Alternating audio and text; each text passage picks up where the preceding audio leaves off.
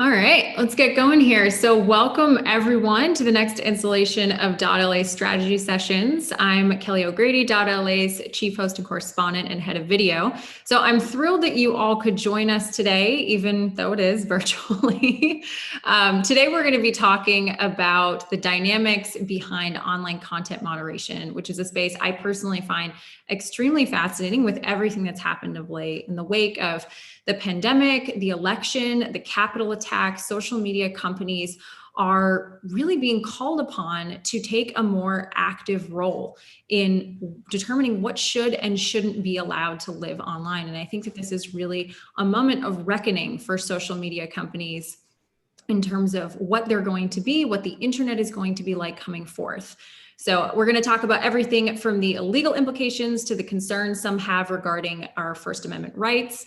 Before we dive in though, I want to thank our partner for this event, Fenwick. Fenwick provides comprehensive legal services to leading technology and life sciences companies at every stage of their life cycle and the investors that partner with them. So for more than 4 decades, Fenwick has helped some of the world's most recognized companies become and remain market leaders. And for more information on Fenwick, make sure you check out fenwick.com. And we so appreciate Fenwick's willingness to engage on this topic and for their support today and for being our legal partner. Okay, so let's hop into the agenda. First up this afternoon, I have the pleasure of speaking with David Sachs. He's the co-founder and general partner at Craft Ventures, and I'm so excited to hear his thoughts on this matter. And then dot.LA's co-founder and CEO, Sam Adams, is going to be speaking with Fenwick partners Tyler Newby and Andrew Klungness. If you hear anything you like, please share the wealth. Make sure you share it on social using the hashtag dot.LA session. Annie, our director of events, is going to pop that in the chat below for you so that you can use that. And if you have questions for our speakers, please make sure you pop them in the chat. We want this to be as engaging as possible, even though it's virtual. And so I'll try, and Sam will try to work those in based on where we are in the conversation. To that end, though, if you do want to get in the conversation, Sam and I are so excited to be hosting a Clubhouse Hangout. This is going to be the very first dot.LA Clubhouse Hangout. I feel like I'm regaining my youth here, which is pretty exciting. And we're going to be doing that at 3:10 p.m. Pacific. Right after this ends, we're going to chat about everything that we heard, some of the highlights, and then some of these larger themes and questions that come out of that, including that Facebook is making their own Clubhouse, it seems like. So Annie's going to pop that link in the chat below if you're on the Clubhouse app. And finally, Annie's working overtime. She's going to provide this for you as well. If you aren't super familiar with Section 230, which is going to be one of the things that we're going to talk a lot about today, we put together a 3-minute, super quick, super easy explainer video on what is Section 230 and why you should care about it. So she'll pop that link in the chat below if you want to take a look, share with friends. I had a lot of fun making that. So thank you, Annie, for all of that. All right, so let's get to it. I'm so pleased to welcome David Sachs to the virtual floor. As I mentioned, David is the founder and general partner at Craft Ventures.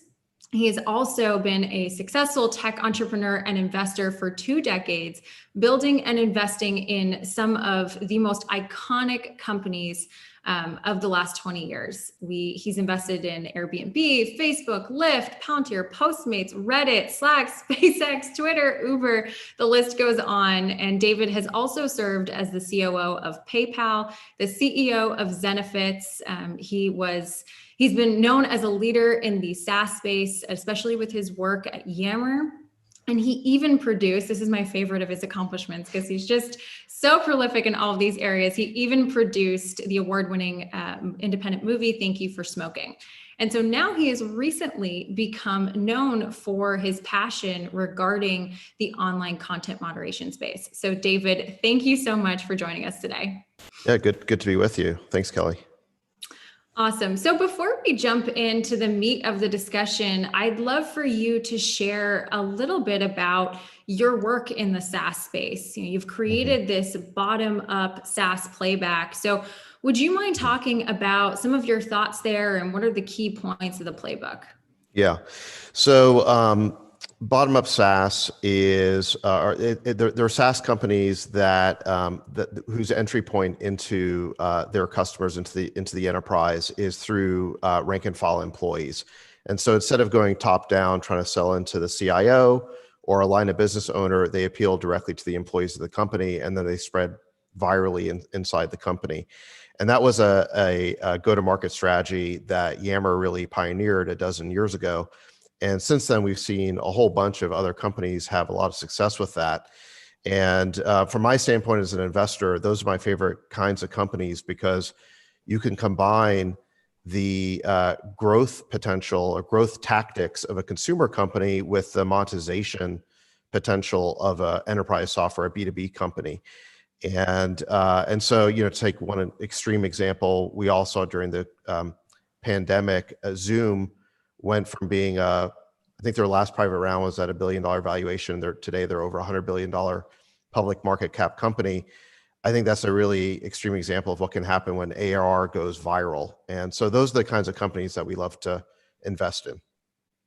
Yeah, definitely. I mean, I love the Zoom example. They're really the winners of the pandemic. Mm-hmm. Though it'll be interesting to see how they continue to evolve as we hopefully come out of this, as some other different companies are certainly trying to take share from them.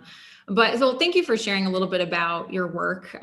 But why don't we jump into why we're all here today, Speaks on content moderation. So we're hearing calls for censorship, that some comments don't have a place on these platforms, right? And that social media companies should step in and do more to moderate.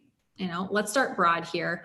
What function do you think that these social media companies should be playing in our society? You've mentioned this idea of the town square, and that is no longer there in that physical sense for us all to gather and to share our ideas and exercise our right to free speech. So should these platforms be functioning as a place where we can do that? Or is that unfair, given that they're private institutions and that, you and I both do sign a user agreement when we actually go on Twitter or Facebook, et cetera? Right.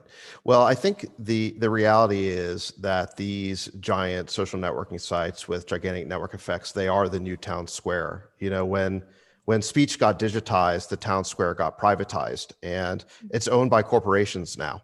I mean, in the 1700s, when the First Amendment was written, people go to the town square and put a box, and they gather a crowd, and they could speak, and people who want to hear them could listen. And that's why the right to assemble is part of the First Amendment. There's a right not just to free speech, but a right to assemble as well. But today, where do people go to assemble? They don't go to the courthouse steps. They go into these giant social networking properties. So, the question I'm raising is, well, if these properties, if these giant social companies deplatform you without any real due process, to what extent do you still have a free speech right in this country? We've seen these big tech companies now over the last few months take a series of decisions in which they have limited the speech rights of a number of different actors. And so I think the first example was prior to the election. Twitter basically censored a story by the New York Post on Hunter Biden. And, regardless of what you think of that story, and, I didn't think that much of it, but the New York Post is the fourth biggest newspaper in the country. I thought it was a pretty extreme measure that Twitter could simply declare that story didn't meet Twitter standards, and they were going to censor it. And so that was the first example. And then, you had 3 or 4 weeks ago, you had former President Trump and his supporters got removed from these platforms. And then you had the deplatforming of Parler by all the big tech companies. And then I think the most recent example has been GameStop, where Wall Street Bets, this user forum, was taken down by Discord. And that's an example now of censorship being used not just in a hyper-political context, but now it's being used in a nonpartisan context in which Wall Street Bets was threatened to powerful Wall Street interests, and then they were taken down. And so I'm concerned about this trend towards censorship, and I'm wondering, about the status of our First Amendment rights, given that the town square has been privatized. Yeah. Well, I think that those examples that you bring up are interesting. And the New York Post one for me too was so interesting, because it wasn't just the New York Post. that was being censored. It was people who were also sharing that, right? That consider that a reputable source. Okay, this information has been published by a news site, and their own accounts were being taken down, censored for sharing this news site. And so it really started to become this animal that has taken different forms. But I want to get into this point that you mentioned a little bit more around deplatforming, right? I mean, I think a lot of people will still say in response to you, right? Well, the internet is still the internet, and individuals are allowed to exchange ideas freely through email and through other areas. Of course, your town square point would counter that. But you've pointed out that the network effects of these giants are undeniable, and deplatforming someone is essentially taking away their voice. Are you concerned that we are going towards a world that, by even defending or bringing up the fact that we want to use our First Amendment right at the most extreme, would cause deplatforming on these sites like Twitter and Facebook, given what they've done so far? Yeah, I think we have to look at the sort of combined cumulative of all these decisions, because any one decision by itself doesn't seem like that big a deal, and never does. But the problem is that when you combine them all, it starts to put together a more disturbing picture. And so I remember when Twitter basically permanently banned Trump, the argument was, well, there are others, Facebook and Twitter both did it. And the argument was, well, that's not censorship because Trump can just go to use some other app. Okay, so then Parler gets deplatformed by Apple and Google. They remove it from their app stores. And then the argument, and that was the other app that Trump and his supporters were supposed to go to. And so, well, then the argument was, well, no, that's not censorship because you can still create a website. Okay. And then AWS deplatforms Parler and basically prevents them from hosting a website. And the argument was, well, that's not censorship because what? I mean, create your own internet. I mean, at what point are we going to say that these burdens that we're placing on free speech are an undue imposition? No one of them seems like that big a deal at the time, but when you start to add them all up, you're denying millions of people their free speech rights. And I think, Parler was a really good example because 99% of the people on Parler never posted content that was problematic. I mean, there was a 1% problem, and there always is with these giant message boards or social networking sites. There's always a small percentage of the content that is problematic. But to deny there are 15 million users of Parler, to deny them all the use of that platform because there's a small number of bad apples, that to me is disturbing. Hmm. Yeah, I love the fact that you brought up the Amazon piece, because I think unknowingly they walked into giving the antitrust suits evidence that they, they're creating an anti-competitive marketplace with the fact that they were able to do that and make sure that Parler wasn't able to host their website somewhere else. I mean, I love that you bring up Parler, because I've heard you speak on the reaction to Parler. A lot of people cheered, of course, when that was taken down, cheered for Amazon, Apple, Google, etc., for essentially censoring them. But then those same people were frustrated by the fact that Discord silenced what you brought up with the GameStop debacle, Wall Street Bets. So I'd love to use this GameStop debacle as a case study, or kind of how that happens, right? Like you're saying, okay, this is one world right now, but maybe 5-10 years down the line, we're not going to be so happy with the precedent that we're setting for some of these actions. So what are your thoughts on how the folks change their minds so quickly there? Yeah, so I think GameStop is a really good example of where the slippery slope leads. I think when Trump and Parler were deplatformed, a lot of us said that this would create a dangerous precedent, and it does put you on the slippery slope towards more censorship. And just a few weeks later, you had this episode with GameStop. And what happened is you had this user forum called Wall Street Bets, where you had millions of people get together for the purpose of discussing a trade. And they engineered a short squeeze, and they basically caught a couple of very, very prominent Wall Street hedge funds, with their pants down. I mean, these hedge funds lost billions of dollars. They almost got bankrupted.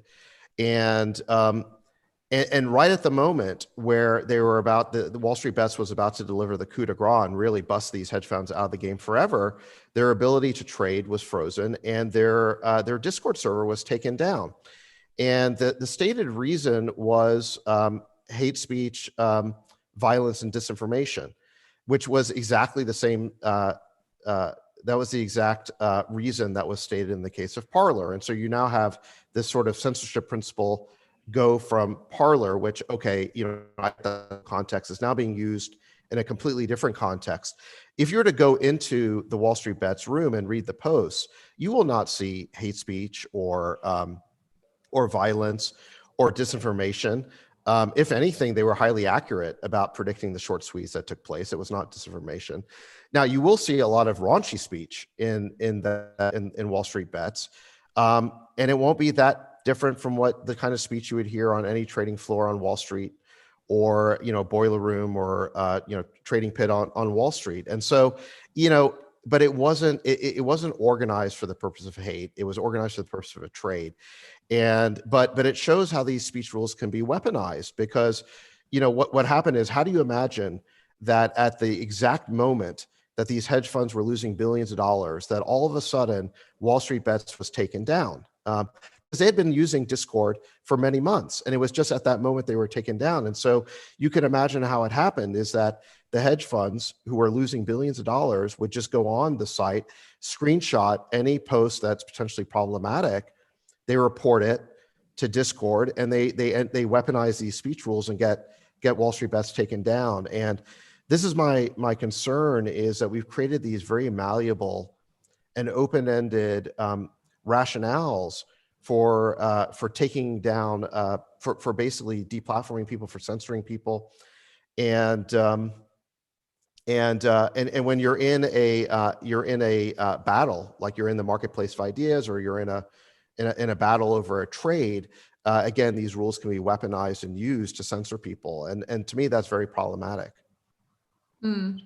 Yeah, this concept of weaponizing these rules, I think, is a good one to bring up, because this is really at the heart, right, of the discord going back and forth. That yes, of course, you don't want the violence-inducing posts out there that some people are saying caused the Capitol attack, but at the same time, you also don't want to take away that ability when you do have something to say. You do want to organize right in that town square for the sharing of ideas. You don't want to give that power to the tech companies to determine what is allowed to propagate. Well, so, let me jump in on that, because let's talk about the violence at the Capitol and which social networking site was most responsible for that. So it now turns out we've had 226 federal cases filed against individuals for their role in the siege of the Capitol. You'd be surprised, or I think most people would be surprised, at which social networking site has been named most often in those charging documents. It turns out that Facebook, by far, had the most content related to organizing the Capitol riot. And so there was something like 78 of the cases mentioned Facebook, only 8 mentioned Parler. And so you have a situation where Facebook was used maybe 10 times more than Parler in terms of the planning of that Capitol riot. And yet Parler was the social network that was banned. Why is that? Because Parler is relatively powerless, it's an outsider, and it's an easy scapegoat, it's easy pickings, it's easy prey. And this is the way that censorship basically works. It's a tool that people with power can use to basically attack and go after the people without power. I've called this the insider's game, that censorship is a weapon that insiders use to keep the outsiders out. And that's what happened with both Wall Street Bets, and it would happen with Parler. Yeah, that concept of insiders versus outsiders, of course, played out in the Parler piece, played out in the Wall Street Bets piece. Of course, the retail traders aren't the ones that have the power, it's the hedge funds. Right. And it really does beg that question 5-10 years down the line, if we do set that precedent, what is it that's going to be silenced next? What is it that Amazon doesn't want? What is it that Google doesn't want? What is it that Apple, Facebook, et cetera, don't want, to spring up in opposition? But Well, let's talk actually, a little. Oh, before you move on, no, totally. yeah, let me address that point. I think it's really important to understand that with censorship, there's always two levels to the analysis. One, what are the views that are currently being censored? But level two is who has the power to make these decisions, right? Mhm. Who is who is the party? Who is the one with the power to say that this is hate speech over here, but this is not over here? Who's the power that gets to decide who's in violation of the rules, who gets to make these speech rules? And what concerns me today is that big tech has all the power. And you have these big tech companies, they're basically monopolies. You've got, it's the big social networking sites, but it's also Apple and Google and Amazon and other sites like it. And they're all acting as if they have a single mind. They all come to the same decisions. They make the same determinations. And I've called this the speech cartel. And even Jack Dorsey published a thoughtful tweet storm in which he said that, when we Twitter banned Trump, we thought it was just us doing it, so we didn't really think it was that big a deal. But then we saw that every other internet site did the same thing, and it began to look like a government action. That's what he called it, as a government action. Well, he's right. When all of these big, powerful tech companies come together like a cartel to ban and deplatform people, that is like a government action. But we don't have First Amendment rights, and that's what concerns me, is that if we were to be kicked out of the public square on public land, the First Amendment would apply and protect us. But because it's big tech corporations that are doing it and kicking us out of this digital public square, we have no rights whatsoever. And that's what concerns me, is the fact that we have no rights in this big tech with all the power. And I would like to see, I guess what I'm really calling for is the reestablishment of some First Amendment rights in this new digital public square. Okay, so let's get into that a little bit more, this idea of this Internet Bill of Rights, because I think you're right. I mean, I've been questioning, okay, so who really does have the power here, right? I mean, in theory, as a citizen of the United States, I would look to the government. That's just changed, but what some of the points that you're making, this is really governed by big tech companies, right? And it's Instagram with their algorithm determining what I see. It's Google determining what comes up when I search certain terms and such. So let's get into that idea of who should be moderating that content. Should it be these social media companies? Should it be the government? And how do you determine, or how do you ensure that this is done objectively when you have humans like you and me with very real opinions making those judgment calls? Yeah, I mean, social media moderation is always going to be hard for this reason, because it is hard to be objective. But I would like to at least see the big social networking companies and big tech companies say that objectivity is their goal. That we the big tech companies are not partisans; we're umpires. And our job is to apply the rules in a neutral way to everybody. And I'm not sure that they're doing that right now. I would like to see them, the social media moderation policy that I've called for is one that is broadly consistent with the First Amendment. What do I mean by that? Well, the First Amendment does not mean anything goes. The Supreme Court over the last 230 years has figured out that there's a lot of different kinds of dangerous speech, and that should not be protected by the First Amendment. There's at least 9 categories of speech that are not protected by the First Amendment, and we should talk about what some of those things are. So, for example, fighting words. I think you could ban all racial and ethnic slurs and epithets because fighting words are not protected by the First Amendment. Nobody wants to see that stuff online on social media. It should be taken down. No problem with that. Incitement to violence and incitement to commit a crime, that is not protected speech by the First Amendment. You can take that down. We should take that down. Okay. Fraud. If you commit an act of fraud, you're not protected by saying that, well, my fraudulent speech is protected by the First Amendment. The First Amendment doesn't protect that. So, for example, if you pretended to be somebody that you're not online, if you fail to not live up to, call it an authenticity requirement, that absolutely can and should be taken down. Defamation is not protected speech.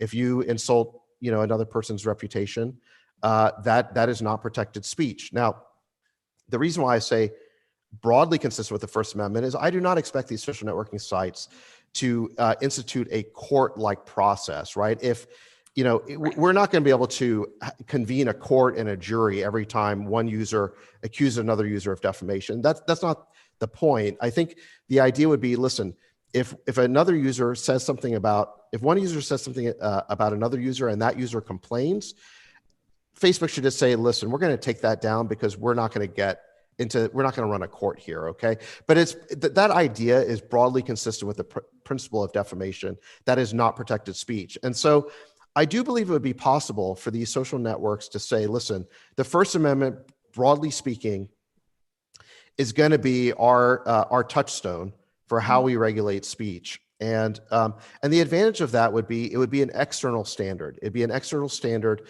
defined by the Supreme Court over the last couple of centuries that would be respected by everybody. It's the one authority that everybody can respect. That would be a lot better than Twitter and Facebook saying that we're going to be the arbiters, we're going to decide what the rules are, and so that would be one way of addressing this issue of just, again, big tech having all the power.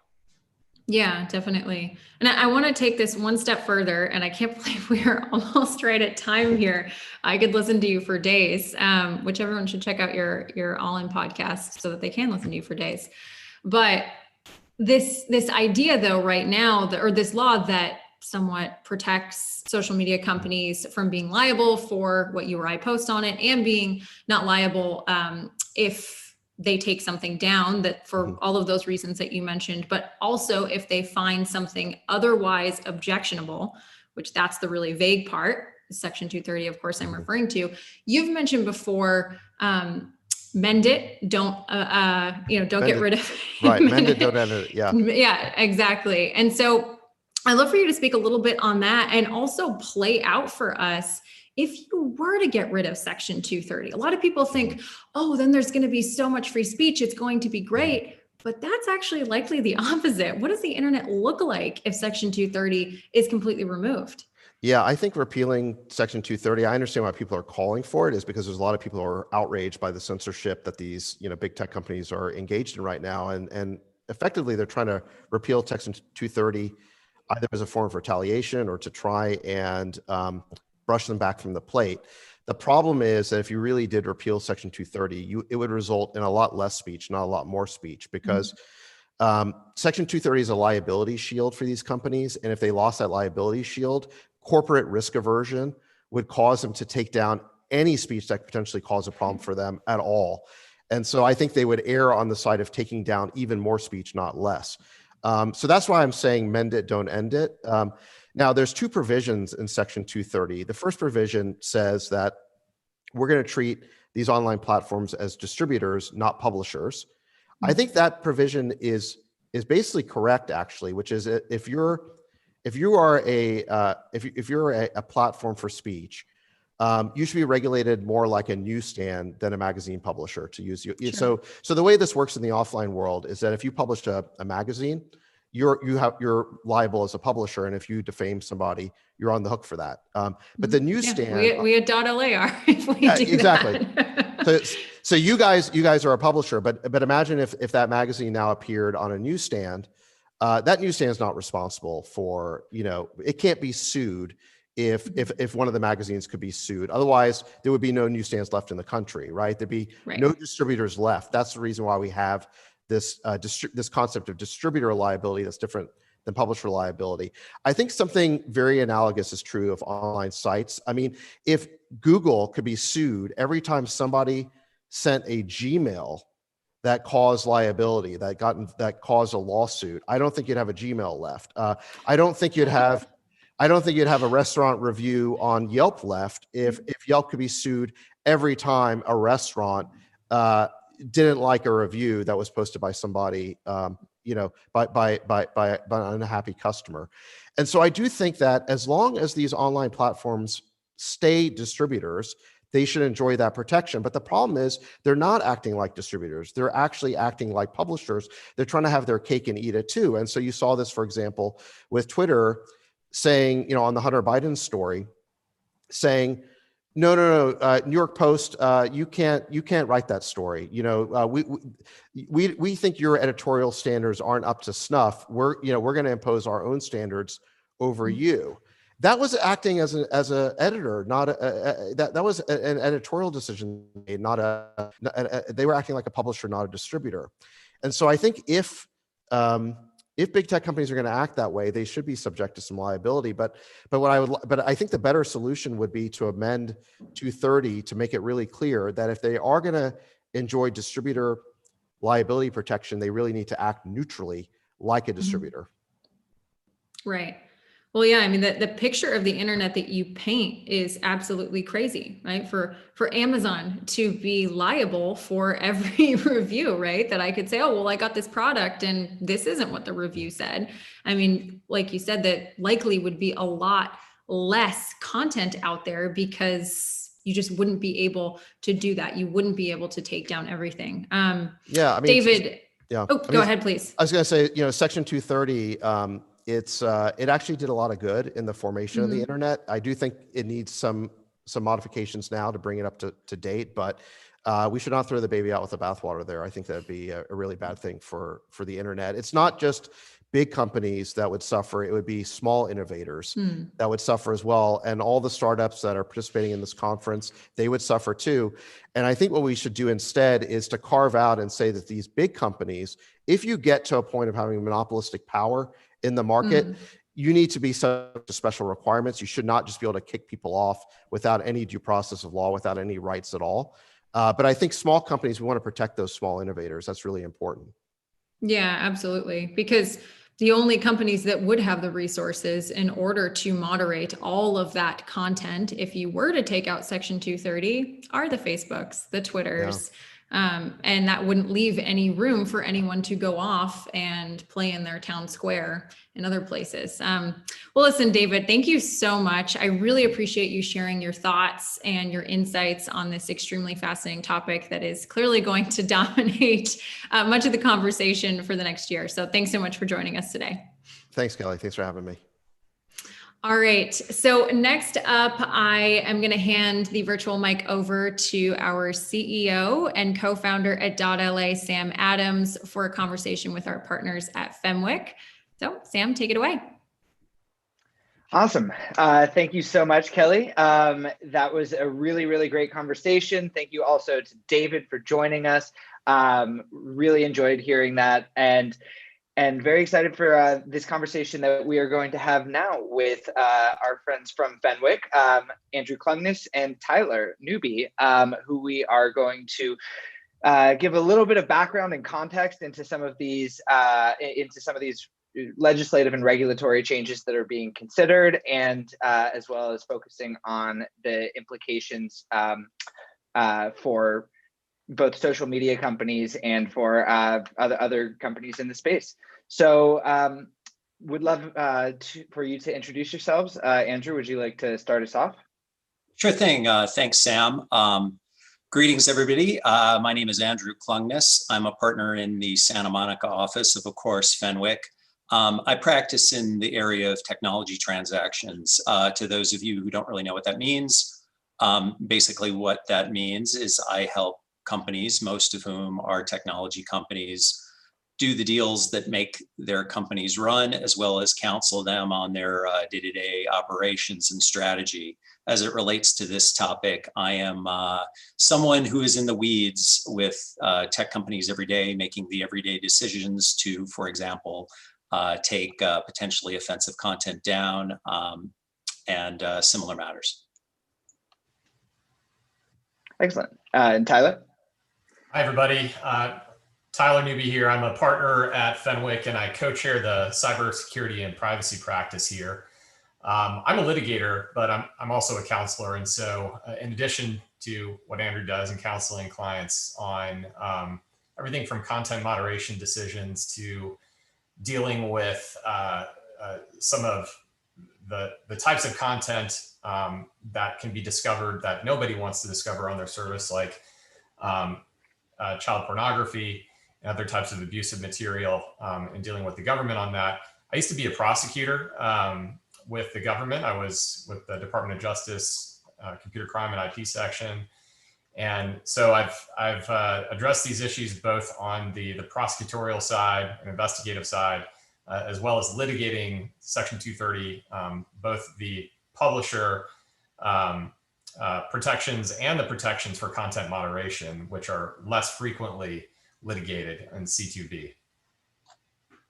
Excellent. Well, thank you. And yeah, those are really amazing backgrounds and pedigrees, and I think perfectly qualify you to speak expertly on these topics and give some context to the audience. So yeah, if we can just jump into it. I know that you're actually representing a lot of the, really heavy hitters in the space, and so you're very much on the front lines of these topics. So I wanted to start off by just discussing a little bit about the history of Section 230 and why it's so important to the underpinnings, legally speaking, of the internet, and what and why are the proposed changes to come. So just to give a little background to our audience, Kelly and David just discussed it a bit. But the 1996 Communications Decency Act had at the time, little, not super focused on provision called Section 230 that, as I read, no provider or user of an interactive computer service shall be treated as the publisher or speaker of any information provided by another information content provider. And on our prep call, one of you, I believe it was you, Tyler, said that this was the most important law in the history of the internet, if I'm quoting correctly, and I would love to hear you elaborate on that. Yeah, I think Andrew and I both chimed in on that, and looking back to the purpose of 230, and it's one of the rare statutes where the purpose, some of the congressional purposes are stated right in the statute itself. But there were really two things at issue. One was there was a concern, and this is part of the broader Communications Decency Act, most of which was struck down as unconstitutional.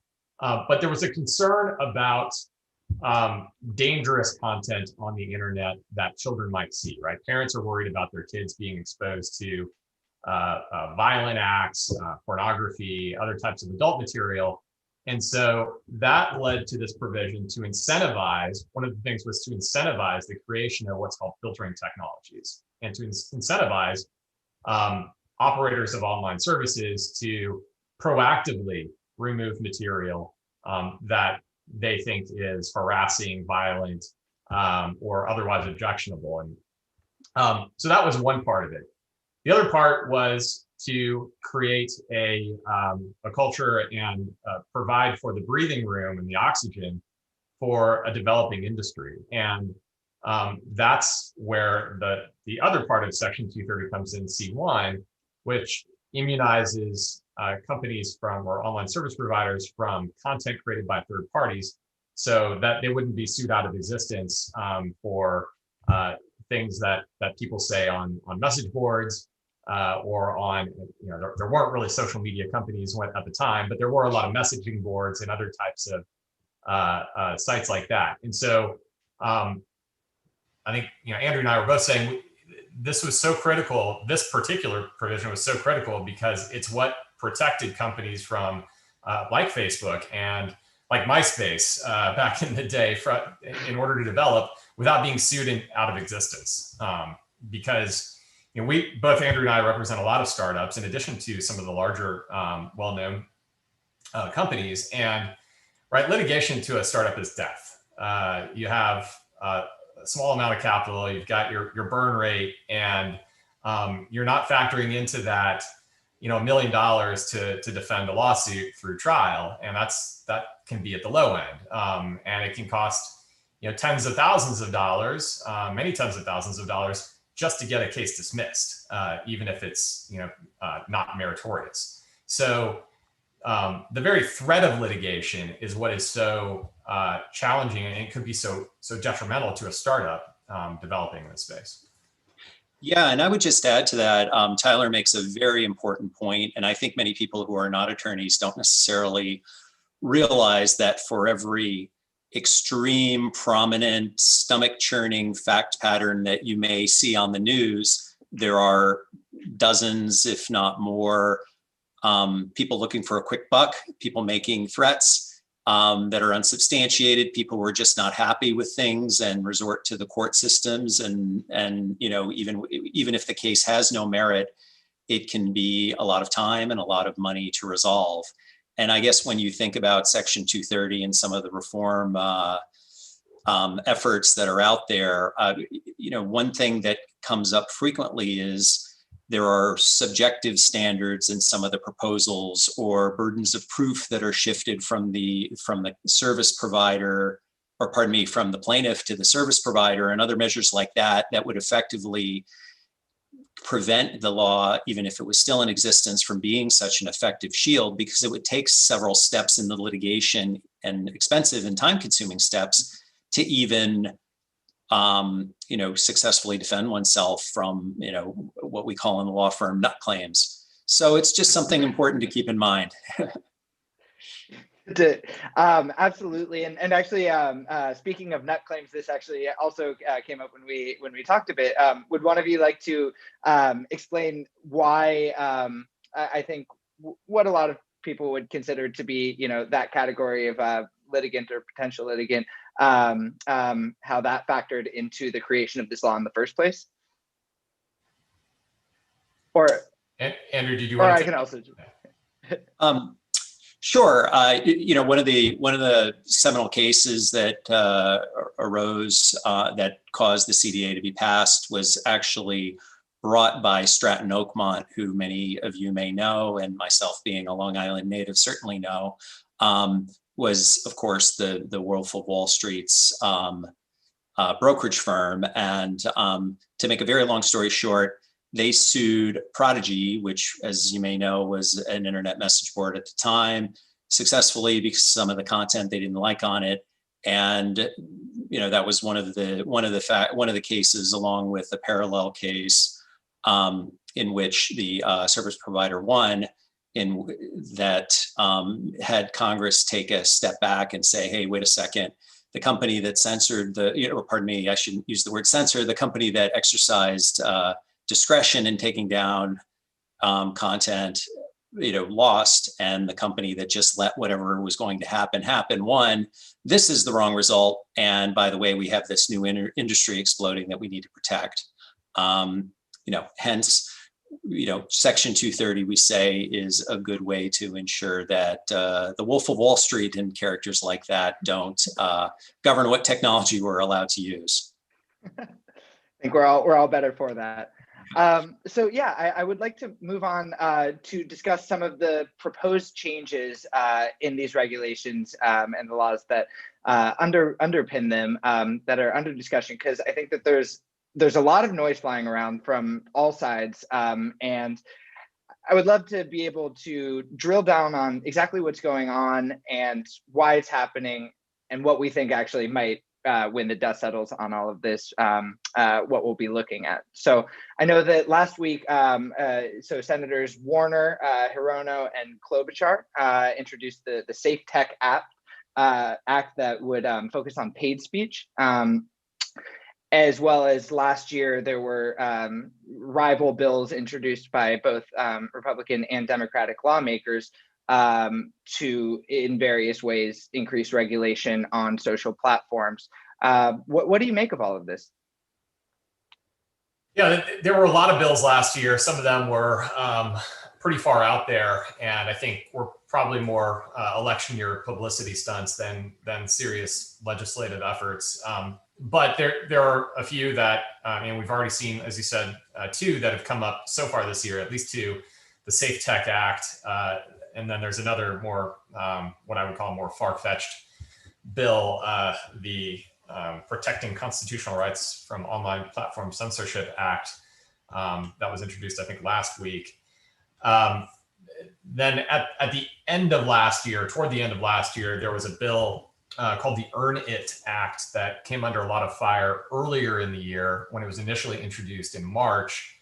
That effectively, one of the really concerning things about that bill is, in its initial form, would have required service providers to basically prohibit end-to-end encryption for users. That got removed from a revised draft of the bill that made it out of the Senate Judiciary Committee in the fall.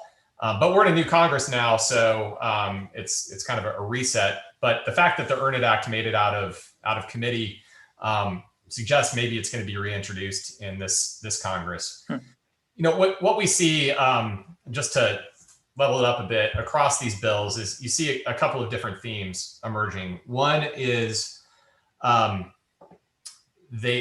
Andrew said, a shift in the burden of proof. And so in the Safe Tech Act, that one of the features of that bill is that it would create an affirmative defense, the immunity provided to online service providers for content published by their users.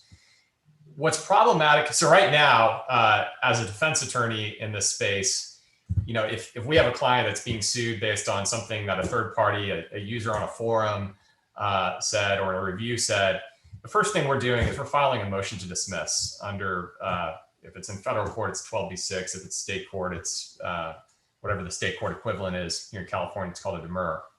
And that enables us to get rid of that case right away. And, you know, we've filed plenty of these motions. You usually win. Sometimes you get a tricky fact pattern on whether the platform itself contributed to the content, the creation of the content. But for the most part, you know, these cases, you can get them pretty frequently dismissed. And that means, you know, you've got to spend the money anywhere between $25,000, $60,000 to get the case dismissed. But that's, you know, peanuts compared to the cost of going through fact discovery, sitting for depositions, preparing for trial. That's when the real money gets spent in litigation. The change in the Safe Tech Act would make 230C1 an affirmative defense, which means it shifts the burden. It creates an evidentiary burden on the platform to show that it's entitled to the immunity.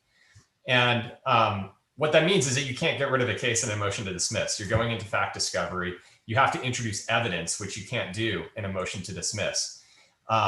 Now that ultimately means that the business may be successful in living with or getting the immunity from suit, but they're going to have to spend a lot more money to get there.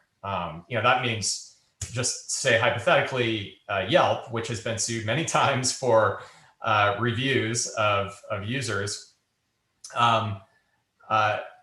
they would have had to defend every one of those cases all the way to like a summary judgment motion. And you know, Yelp's a public company now, but they were a startup too, just like all the other public companies at one point. And that can be tremendously expensive. And that probably is going to mean what David was saying earlier, less speech, not more. Mm-hmm. Yeah, fascinating. I think that actually touches on an interesting point here, which is that this debate is actually more broadly effective than one might think. You know, you associate this conversation with Facebook or Twitter, you know, Parler, the places like that, but it actually really does apply to a much broader swath of e-commerce and basically anything with user-generated content on it. And as David and Kelly were talking about this a little at the end, but the concern about how this might adversely affect the competitive space and the ability for new entrants to come in, not just in social media, but kind of from across the board, is a really interesting consideration. How do you think that some of this proposed legislation could affect that more broadly? Yeah, I'll take that. I mean, a few things, right? One of them being it's going to have a huge stifling effect on innovation, right? I think we all know in the technology community, venture capital is the lifeblood of our community because it costs money to build things. And obviously when there's significantly more risk associated with developing a content platform or a UGC site, or hey, a wonderful application like Clubhouse, a dating app,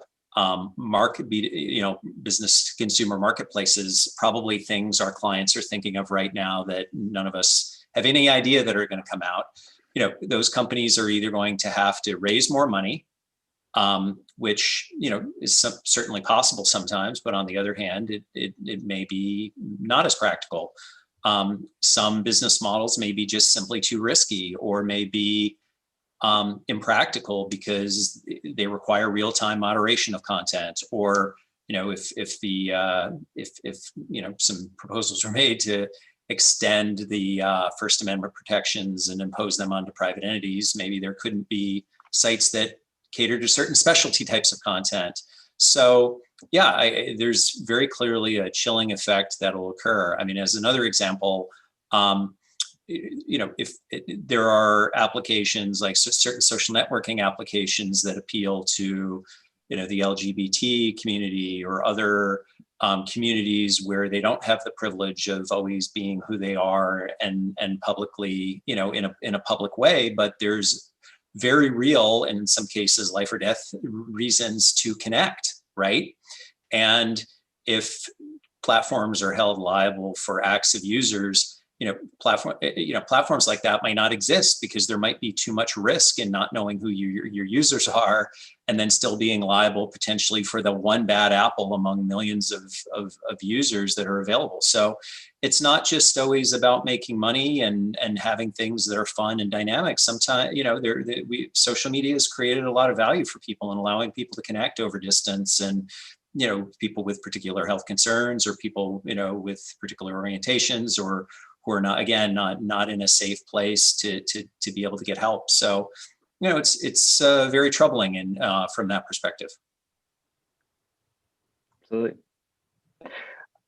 So yeah, that actually segues nicely into, I wanted to cover some of the other laws on the books that do affect this and were originally created to protect vulnerable communities on the internet. I mean, so there's COPPA, FOSTA, and SESTA, which kind of respectively are meant to prevent child abuse and sex trafficking on the internet. And I know that those have been factoring into these approaches and these proposed changes as well. Would either of you like to elaborate on how those pieces of legislation factor in?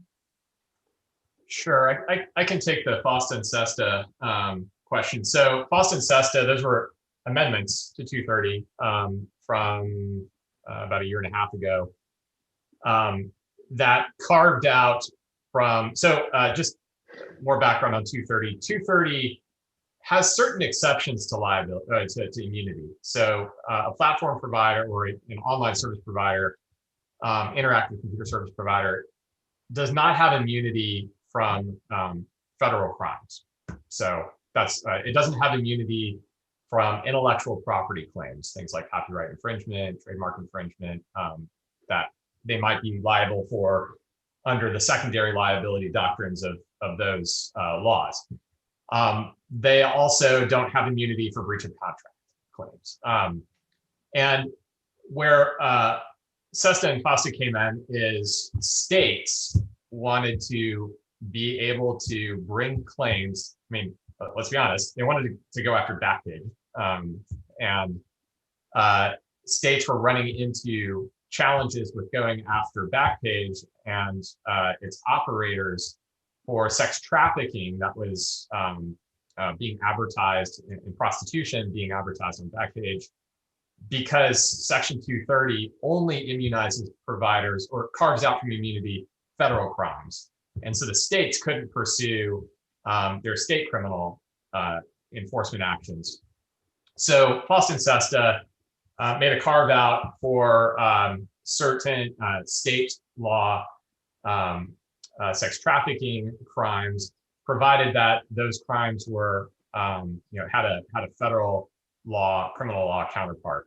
At the end of the day, there have been almost no prosecutions under FOSTA and SESTA in the amendments, the carve outs to 230. But what that, I'd call that kind of like camel's nose under the tent. What it's led to, for example, the EARN Act would, which was made it out of committee in the last Congress, what the EARN Act would do is essentially extend FOSTA and SESTA to child CSAM material, so child pornography and other types of sexual abuse material that might be on a platform. And the problem with, and let's be clear, all legitimate and site operators don't want that material on their services. And there are federal laws that provide that when there's a federal law that provides that when an operator has actual knowledge that that material is on their services, there's a whole reporting structure. They have to report it to the National Center for Missing and Exploited Children, which then farms out that information to law enforcement agencies. You have to preserve it. That's a federal law. And businesses, every business that I've worked with on these issues wants to comply with that and does so, it puts a lot of effort into it. What the EARN Act would do is allow for state law enforcement agencies also to bring cases under state child pornography or sexual abuse material laws. And a lot of those laws don't have the same actual knowledge component. Under federal law, a site operator only has to do the reporting if they have actual knowledge of this material on their services. Whereas under state law, it could be inquiry knowledge. And so what that's going to do is, or what it could do, is create much greater exposure for a service and creates much more of an incentive for a service to do much more intrusive searching and filtering of its own users' content, which may expose them to more snooping from a platform that people complain about. Excellent, thank you. Well, I'm really bummed out, but we're actually at time, and I have to let you guys go. But we only got through about half of the topics that I wanted to cover on this. But you guys were really excellent. This was super fun, super worthwhile. Excellent content for our audience. Really appreciate your time and insight, and hope to have you back soon. Thanks for having me. Very much. All right, thanks, Tyler. Thanks, Andrew. And so, thank you to our speakers, our partner, Fenwick. And finally, thank you to all of you who joined us to dig into this fascinating topic. We're actually going to be heading over to Clubhouse for an experimental after party starting in 10 minutes at 3:10 Pacific. So join us over there if you want to keep the conversation going. And if you want to share the event with anyone that was not able to attend, a playback will be available on our website by the end of the day. And of course, don't forget to subscribe to our newsletter and social channels so you can be on the lookout for the slew of exciting events that we have in store for you in 2021. So stay safe, have a great rest of the week, and see you on